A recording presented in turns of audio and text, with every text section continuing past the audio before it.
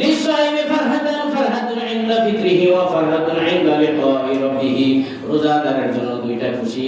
আল্লাহর নবী বলেন একটা হলো ফিতরিহি, ইফতারের টাইমের খুশি। ফিতরিহির দুটি মানা, দুটি ব্যাখ্যা, দুটি অর্থ মুহাদ্দিসিনে কেরাম লেখেন। ফিতরিহির দুটি মানা, একটা হলো ইফতারের টাইমের খুশি, আর একটা হলো সারা মাস রোজা রাখার পরে, তারাবির নামাজ পড়ার পরে, সারা মাস রোজা রাখার পরে ঈদের দিনে ঈদের নামাজ পড়ার রোজাদারের একটা আনন্দ আছে না?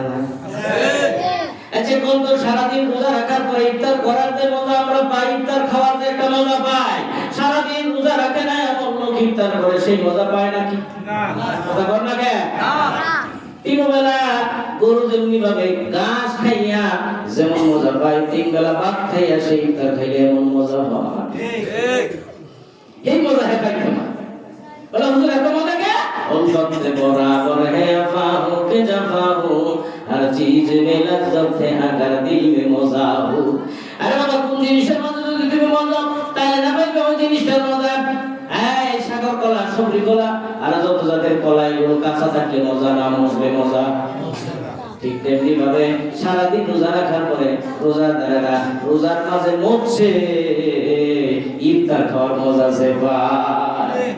আরেকটা সারা মাস রোজা রাখে নাই, তারাবির নামাজ পড়ে নাই, ঈদের মার্কেট থেকে ৭,০০০ টাকা দিয়ে একটা পাঞ্জাবি কিনা দিছে, শ্বশুর বাড়ি থেকে আবার একটা চেইনও পাইছে, শ্বশুরে হজে গেছিল যায় নামাজও কিনছে, তার আইনা দিছে।